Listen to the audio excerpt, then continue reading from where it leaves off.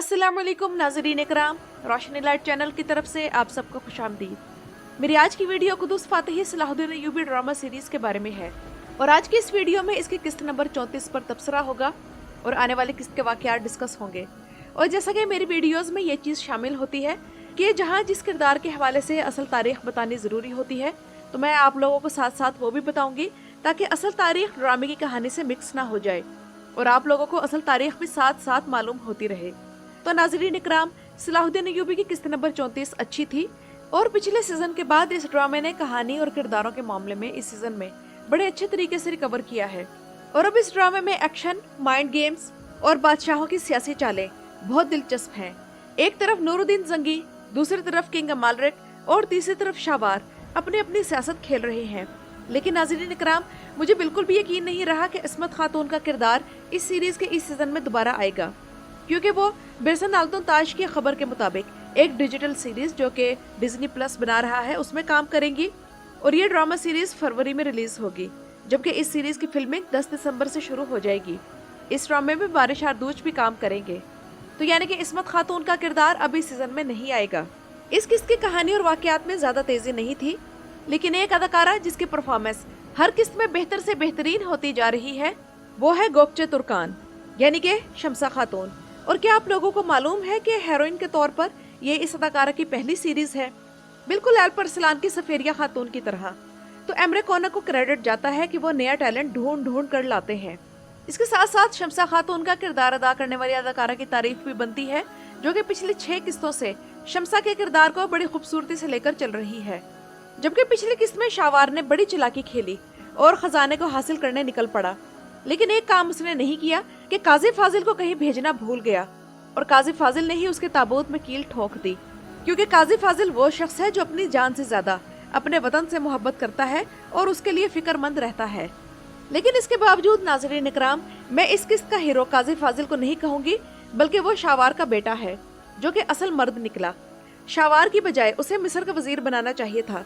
नाज़रीन इकराम, इस लड़के का नाम तारीख के मुताबिक कामिल शुजा बिन शाहवार मुजीर है, जो हमेशा हक के साथ खड़ा हुआ, ना कि अपने वालिद की तरह दौलत की तरफ, और ना वो लालची था। लेकिन नाज़रीन इकराम, इस लड़के की असल तारीख के मुताबिक जंगी रियासत इसे तहफ़्फ़ुज़ ना दे सकी। शेर को और उसकी फौज ने जब शाहवार को कत्ल किया था तो फातमी खलीफा अल अदीद के गज़ब से शेर को इस बेचारे लड़के को ना बचा सका।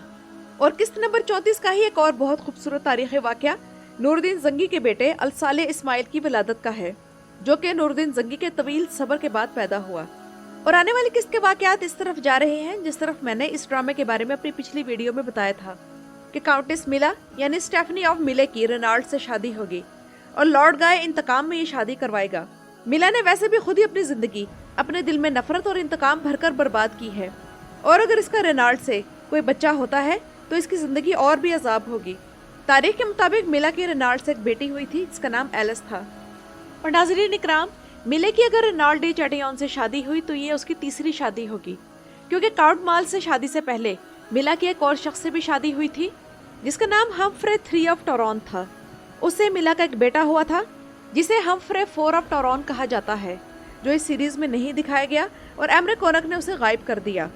जबकि आने वाली किस्तों में सिबेला को भी रवायात की पासदारी के लिए गाय डिलोजिनान से शादी करनी पड़ेगी, लेकिन इस काम के लिए अभी वक्त है। और एमरे कोनक कहानी को जिस किरदार की तरफ ले जा रहे हैं वो कारतगिन है, और अभी कारतगिन के माजी को एक्सपोज किया जा रहा है, जिसे मालूम हुआ कि वो पहले मुसलमान था, लेकिन अभी भी ये मालूम होना बाकी है कि वो गोक टेंगरी का मानने वाला कैसे बना।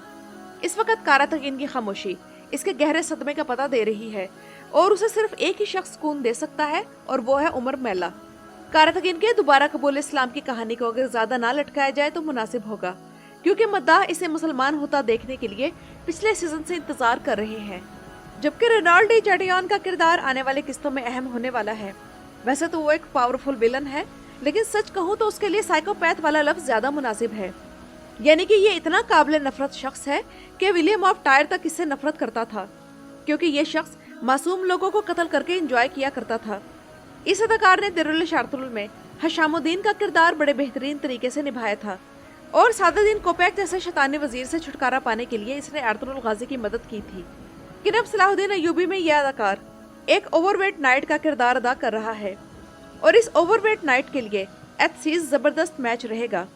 और नाजरीन इकराम, आने वाली किस्तों में हालात उसी तरफ जा रहे हैं कि शाहवार नूरुद्दीन जंगी के खिलाफ किंग अमालरिक से इत्तेहाद कर लेगा और किंग अमालरिक ये इत्तेहाद करने पर मजबूर होगा, क्योंकि रेनाल्डो चैटियन ने अपने कत्लो गारत से पहले ही जंग का माहौल पैदा कर दिया था। और जिस शख्स के साथ मिलकर इसने मुसलमानों पर हमले शुरू किए थे, और अब उस शख्स ने जब मरने से पहले किंग अमालरिक का नाम मुंह से निकाल दिया है, जिसके बाद रेनाल्डो चैटियन ने उसे कत्ल कर दिया, तो अब नूरुद्दीन जंगी और किंग अमालरिक के दरमियान जंग होना नागुज़ीर है। लेकिन नाज़रीन इकराम, जिस हिसाब से इस सीजन की कहानी बड़ी बेहतरीन चल रही है और किरदार भी बड़े शानदार तरीके से प्रेजेंट किए जा रहे हैं, उस हिसाब से इस ड्रामे की रेटिंग अच्छी नहीं आ रही, क्योंकि ये हकीकत है कि पीर के ही दिन रिलीज होने वाली दूसरी ड्रामा सीरीज में बहुत स्ट्रॉन्ग है। और सलाहुद्दीन अय्यूबी ड्रामे की रेटिंग पर सबसे बड़ा असर जिस ड्रामे ने डाला है उसका नाम उजाक शहर है। और इस ड्रामे की कहानी इतनी घटिया है कि मैं हैरान हूँ कि तुर्की के लोगों का ज़ौक़ इतना घटिया कैसे हो सकता है। यानी कि उस ड्रामे की कहानी के मुताबिक उसमें एक आदमी अपने भाई की बीवी के साथ इन्वॉल्व है, यानी कि उसकी भाभी। अब खुद सोचे कि इस गंदे ड्रामा के माहौल में सलाहुद्दीन अय्यूबी, कुर्रतुल उस्मान और सुल्तान फातेह जैसी ड्रामा सीरीज बननी चाहिए या नहीं, ताकि तुर्कों की नई नस्ल को उनके हीरोज के बारे में मालूम हो। लेकिन पता नहीं तुर्कों की अक्सरियत को ऐसे गंदे मौज़ूआत ही क्यों पसंद आते हैं। तुर्कों में ये गंद यूरोप से आया और अब ये गंद पाकिस्तानी ड्रामों में भी आ गया है। वैसे मुझे याद है कि काफी साल पहले इश्क ममनू नामी एक तुर्क ड्रामा पाकिस्तान में उर्दू डबिंग के साथ रिलीज हुआ था। इसकी कहानी भी कुछ ऐसी ही थी। और वैसे तो महमद बोजदैक भी रेटिंग के चक्कर में कुर्रतुल उस्मान की कहानी में ऐसी बेहूदगी लाने की कोशिश करते हैं कि कभी गोंचा को फरार करवा दिया, कभी होलोफिरा को अगवा करवा दिया। लेकिन एमरे कोनक एक सुलझे हुए प्रोड्यूसर हैं और हमें उम्मीद है कि वो मुस्लिम वैल्यूज, अखलाकियात और क्वालिटी पर रेटिंग के लिए कंप्रोमाइज नहीं करेंगे। इसलिए नाज़रीन इकराम, एमरे कोनक ने एक ऐसी ट्वीट की जिसने दिल खुश कर दिया। उन्होंने लिखा कि हम जानते हैं कि गिरकर कैसे उठना है, लेकिन हम वही करते रहेंगे जिसे हम दुरुस्त समझते हैं और अपनी कहानी को इसी तरह लेकर चलेंगे। तो मेरे ख्याल में यहाँ हम लोगों के लिए करने का काम ये है कि एमरे कोनक के सोशल मीडिया अकाउंट्स पर जाकर उन्हें अपनी मौजूदगी का एहसास दिलाया जाए कि हम उनके साथ हैं, और उन्हें मालूम हो कि सलाहुद्दीन अय्यूबी सीरीज सिर्फ तुर्की वाले नहीं देख रहे हैं, बल्कि पूरी दुनिया में इसे इंटरनेशनल व्यूअर्स देख रहे हैं।